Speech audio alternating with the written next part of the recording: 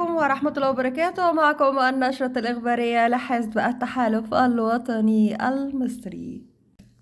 التيك توك ونظرية التفكيك الأخلاقي لطارق رجب عواد الدالي أمين عام محافظة الجيزة. طالما حذرت في تلك المساحة من خطورة مواقع التواصل الاجتماعي والسوشيال ميديا وتطبيق التيك توك وما تمثله من خطوة بالغة لا تقل خطرا عن المخدرات، لما يحاكى لنا من المؤامرات تستهدف الأجيال القادمة، الأطفال والشباب، ذخيرة مصر الحية، شباب اليوم ورجال وقادة المستقبل.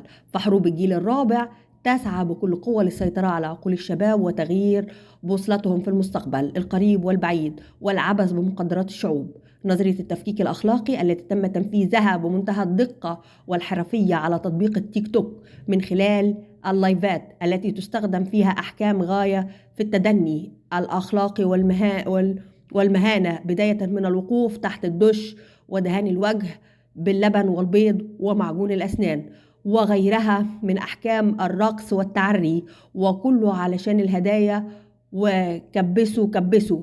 وباتت الشحاتة على التيك توك أسلوب حياة رخيص، وتحولت مع صورة المصري إلى الشحات على تلك المنصة ينتظر حلم الداعم.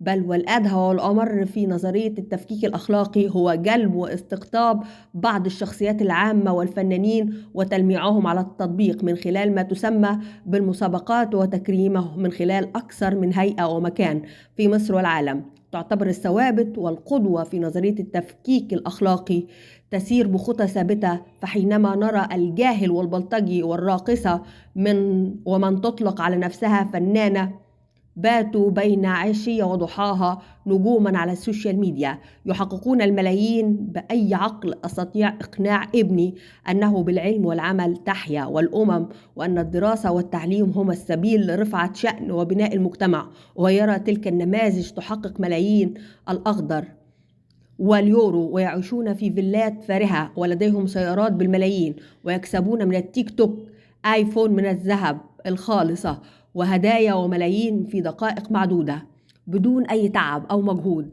أو محتوى هادف. كما أن تفكيك القدوة الأساسي فيه هو تغيير المفاهيم ونظرة المجتمع للقدوة والمثل الأعلى عند الأجيال الجديدة، أن تتخلى عن المبادئ وتختلط لديك مفاهيم الصواب والخطأ والحلال والحرام، وتدمير أهم قيمة من قيم الحياة وهي قيمة العمل والمصابرة والاجتهاد. وأرى أن ما يحدث في تلك التطبيقات المشبوهة من ما يسمى بالدعم والهدايا والذي يصل في دقائق معدودة إلى ما يقرب من ملايين بالمعنى الحرفي وبدون أدنى مبالغة، ما هو إلا غسيل أموال من أجهزة معادية هدفها تدمير المجتمع، لعبة قذرة تديرها أجهزة استخبارات تخوض حربا ضروسا للسيطرة بدون طلقة رصاص واحدة.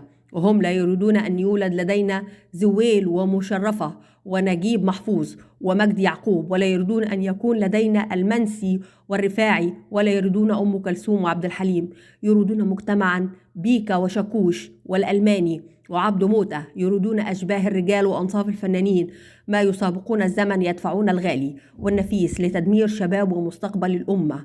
أما إن آن الأوان أن نعود إلى رشدنا وأن يعود للعلم والعمل قدسيتهم المفقودة بفعل فاعل. حافظوا على الأجيال القادمة قبل فوات الأوان، حافظوا على مستقبلنا وحاضرنا، حافظوا على مصر. وإلى هنا تنتهي نشرتنا الإخبارية لحزب التحالف الوطني المصري. دمتم سالمين، والسلام عليكم ورحمة الله وبركاته.